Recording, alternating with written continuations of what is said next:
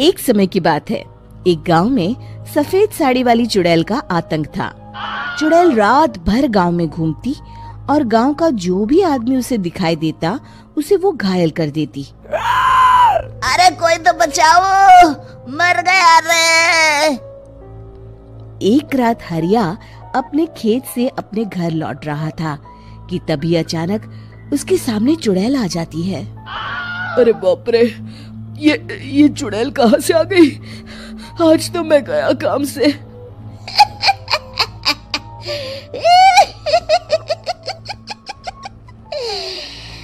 आज मुझे मेरा शिकार मिल गया। अरे चुड़ैल दीदी, मुझे छोड़ दो। जैसे ही चुड़ैल हरिया की तरफ बढ़ती है, हरिया वहाँ से भाग जाता है और अपने घर के दरवाजे पे पहुँचता है। अरे भगवान, जल्दी से दरवाजा खोलो, मेरे पीछे चुड़ैल पड़ी है। हरिया की पत्नी जल्दी से दरवाजा खोल देती है।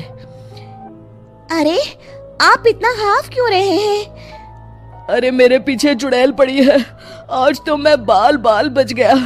जल्दी से सभी दरवाजे और सभी खिड़कियों को बंद करके बत्ती बुझा दो। तभी चुड़ैल हरिया के घर के पास पहुंच जाती है।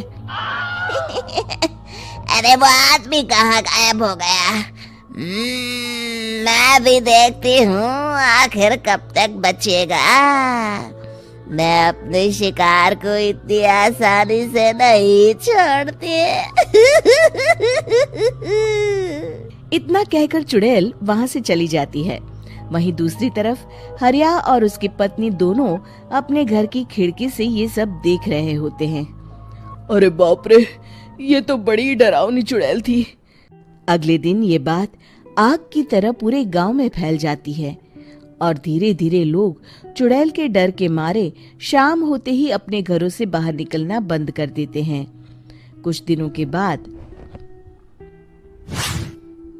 भाई, मैंने तो इस चुड़ैल के डर के मारे रात को अपने खेतों को पानी देना बंद कर दिया है। कहीं मेरी फसल सूख गई तो मैं तो कहीं का नहीं रहूंगा। साहूकार का कर्जा कैसे चुकाऊंगा? अरे भाई, पूरे गांव वालों का यही हाल है। पता नहीं ये चुड़ैल हमारे गांव में कहां से आ गई। फिर एक दिन गांव के पास वाली नदी के किनारे एक बहुत बड़े तांत्रिक के आने की बात कुछ गांव वालों को पता चलती है। वो लोग जाके ये बात गांव के मुखिया को बताते हैं।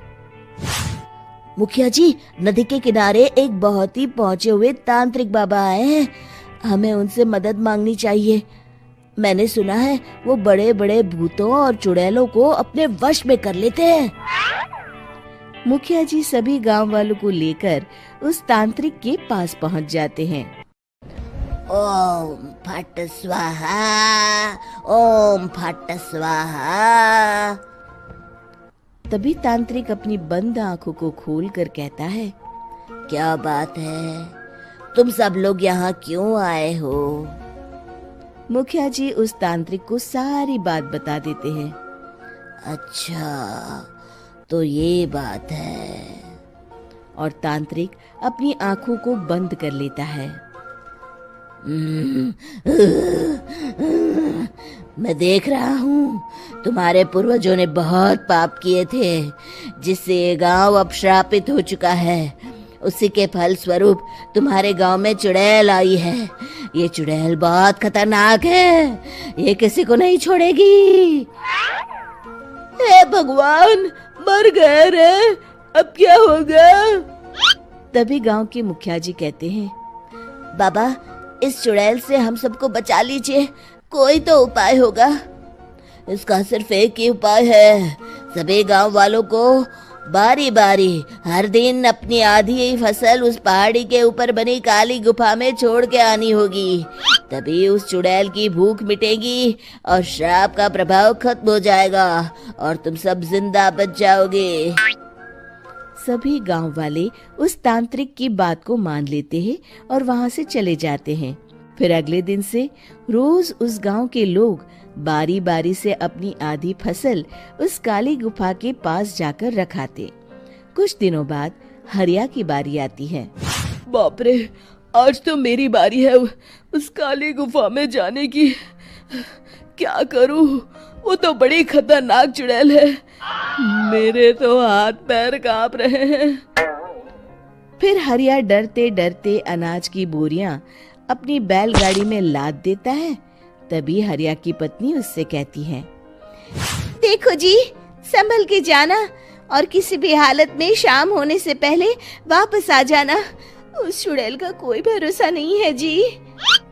हरिया बैल